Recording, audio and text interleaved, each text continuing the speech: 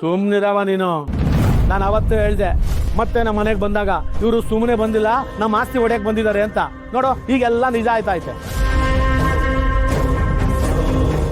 ಈಗ ಅದಕ್ಕೆಲ್ಲ ಅಡ್ಡಿಪಡಿಸ್ತಾ ಇರೋದು ಯಾರು ಹೇಳು? ಪಿ ಜವರೇಗೌಡ. ನೀವು ಮುಗಿಸ್ಬಿಟ್ರೆ ಇವ್ರ ಕೆಲಸ ಎಲ್ಲ ಸಲೀಸಾಯ್ತದಲ್ವೇ?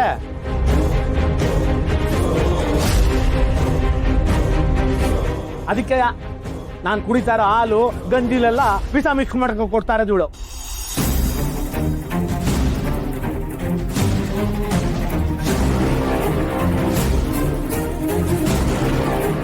ಅಪ್ಪಾಜಿ, ದಯವಿಟ್ಟು ಮೇಡಮ್ ಅವ್ರ ಬಗ್ಗೆ ತಪ್ಪಾಗಿ ಮಾತಾಡಬೇಡಿ.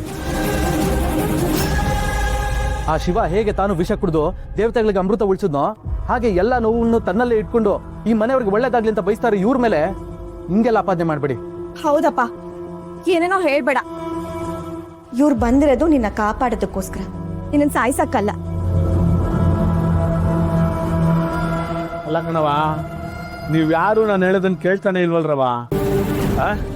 ನೀವೆಲ್ಲರೂ ಅವಳು ಮಾಡಿರೋ ಮೋಡಿಗೆ ಅವಳು ಪರವಾಗಿ ಮಾತಾಡ್ತಾ ಇದ್ದೀರಾ ಆಟೆಯ. ಆದ್ರೆ ಅವಳ ಉದ್ದೇಶ ಏನು ಅಂತ ನನಗೆ ಚೆನ್ನಾಗಿ ಗೊತ್ತಾದ ಕಣವ. ನಾನು ಅದಕ್ಕೆ ಈಟೆಲ್ಲ ಮಾತಾಡ್ತಾ ಇರೋದು.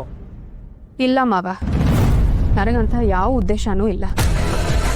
ಇವತ್ತು ನೀವು ನನ್ನ ಮೇಲೆ ಅನುಮಾನ ಪಡಬಹುದು, ಆದರೆ ಮುಂದಿನ ದಿವಸದಲ್ಲಿ ನಿಮಗೆ ಸತ್ಯ ಗೊತ್ತಾದಾಗ ನಿಮಗೆ ಎಲ್ಲ ಅರ್ಥ ಆಗುತ್ತೆ. ಇವತ್ತು ನೀವು ನನ್ನ ಮೇಲೆ ಅನುಮಾನ ಪಡ್ತಿದ್ದೀರಲ್ಲ, ಅದಕ್ಕೆ ನಾನೇನು ಸುಮ್ಮನೆ ಕೂರಲ್ಲ. ಇದ್ರ ಹಿಂದೆ ಯಾರಿದ್ದಾರೋ ಅವ್ರನ್ನ ಕಂಡು ಹಿಡ್ದೇ ಹಿಡಿತೀನಿ.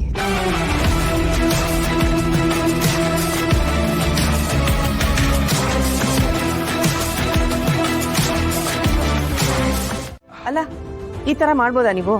ಡಾಕ್ಟರ್ ಏನು ಹೇಳಿದ್ದಾರೆ? ಪೂರ್ತಿ ವಾಸಿ ಆಗೋರ್ಗೂ ಎಲ್ಲೂ ಹೋಗ್ಬೇಡಿ ಅಂತ. ಅಷ್ಟು ಅರ್ಜೆಂಟ್ ಆಗಲ್ಲಿ ಹೋಗೋಂಥದ್ದೇನಿತ್ತು? ಬರ್ತಾನೆ ಯಾಕೆ ಹಿಂಗೆ ಟೆನ್ಷನ್ ಮಾಡ್ಕೊಂಡು ಮಾತಾಡ್ತೀಯ ಲಕ್ಷ್ಮಿ? ಕೈಗಷ್ಟೇ ಗಾಯ ಆಗಿರೋದು, ನಾನು ಆರಾಮಾಗಿದ್ದೀನಿ ನೋಡು. ಹಿಂಗೆ ಟೆನ್ಷನ್ ಮಾಡ್ಕೊಂಡ್ರೆ ನಿನ್ನ ಆರೋಗ್ಯನೇ ಹಾಳಾಗುತ್ತೆ. ನೀವು ಈ ತರ ಮಾಡಿದ್ರೆ ನಂಗೆ ಟೆನ್ಷನ್ ಆಗೋದಿಲ್ವಾ? ನಾನೇ ನಿಮ್ಮನ್ನ ಕರ್ಕೊಂಬರೋಣ ಅಂತ ಹೊರಟಿದ್ದೆ. ಜಾನು ನಾನೇ ಕರ್ಕೊಂಬರ್ತೀನಿ ಅಂತ ಹೋದ್ಲು.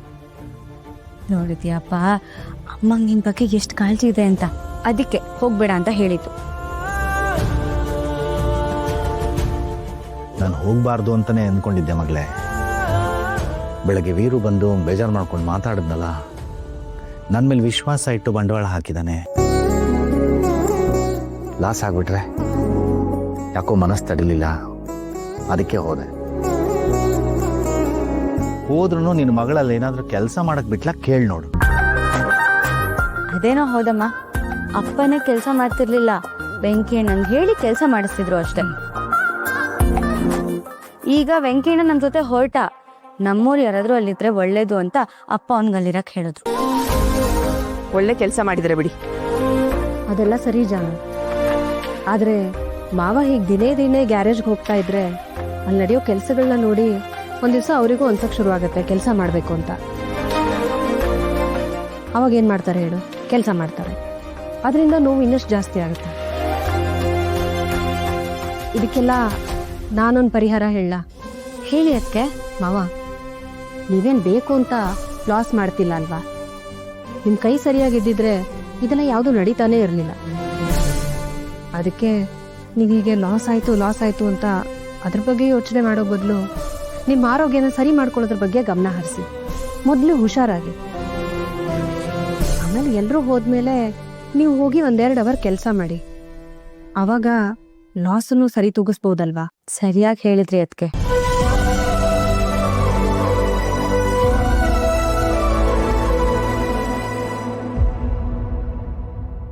ಏನು ಮತ್ತೆ ಕೆಲಸದ ಬಗ್ಗೆ ಯೋಚನೆ ಮಾಡ್ತಿದ್ದೀರಾ? ನೋಡಿ, ಮೊದಲು ಡಾಕ್ಟರ್ ಹತ್ರ ಹೋಗಿ ವಿಚಾರಿಸ್ಕೊಂಡು ಬನ್ನಿ. ನೀವು ಯಾವಾಗಿಂದ ಕೆಲ್ಸಕ್ಕೆ ಹೋಗ್ಬೋದು ಅಂತ ಅವ್ರು ಹೇಳ್ತಾರೋ ಆಮೇಲೆ ಕೆಲಸದ ಬಗ್ಗೆ ಯೋಚನೆ ಮಾಡೋಣ, ಸರಿನಾ? ಎಸ್ ಮೇಡಮ್, ನೀವು ಹೇಳ್ದಾಗೆ ಆಗಲಿ. ಬರೀ ಓಕೆ ಅಂತೀರಾ ಅಷ್ಟೇ, ಆಮೇಲೆ ನಿಮ್ಗೆ ಇಷ್ಟ ಬಂದಾಗೆ ಮಾಡೋದು.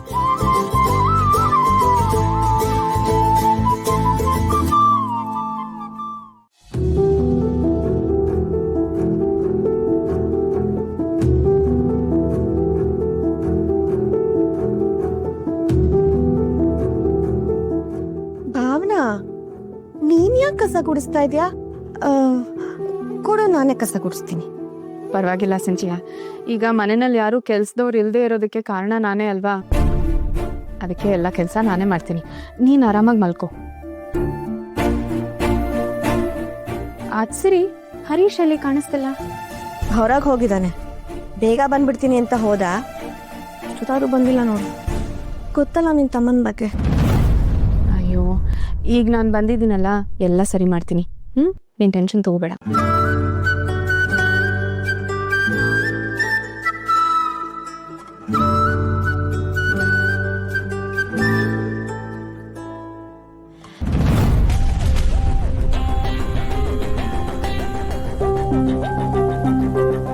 ಸಿಂಚನ, ಇದು ನಿನ್ ಮೆಡಿಸಿನ್ ಇಲ್ವಲ್ಲ? ಮತ್ತೆ ಇದು ಇಲ್ಲಿಗೆ ಹೇಗೆ ಬಂತು? ಡಾಕ್ಟರ್ ಬರ್ದು ಕೊಟ್ಟಿದ್ದ ಪ್ರಿಸ್ಕ್ರಿಪ್ಷನ್ ಅಲ್ಲಿ ಇಂಥ ಮೆಡಿಸಿನ್ ಯಾವುದೋ ಇರ್ಲಿಲ್ವಲ್ಲ. ಹೌದು, ನಾನು ಇವತ್ತೇ ನೋಡ್ತಿರೋದು ಇದನ್ನ. ಈ ಮೆಡಿಸಿನ್ ಏನು ಅಂತಾನೆ ಗೊತ್ತಾಗ್ತಿಲ್ವಲ್ಲ.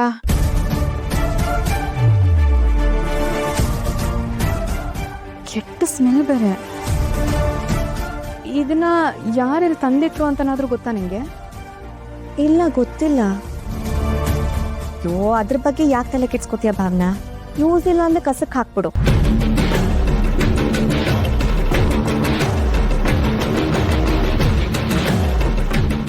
ನಾನು ನೋಡಿದ ಹಾಗೆ ಸಿಂಚನನ್ ರೂಮ್ಗೆ ಯಾರೂ ಬಂದಿಲ್ಲ. ಇಲ್ಲಿರೋದು ಹರೀಶ್ ಸಿಂಚನ ಇಬ್ರೆ.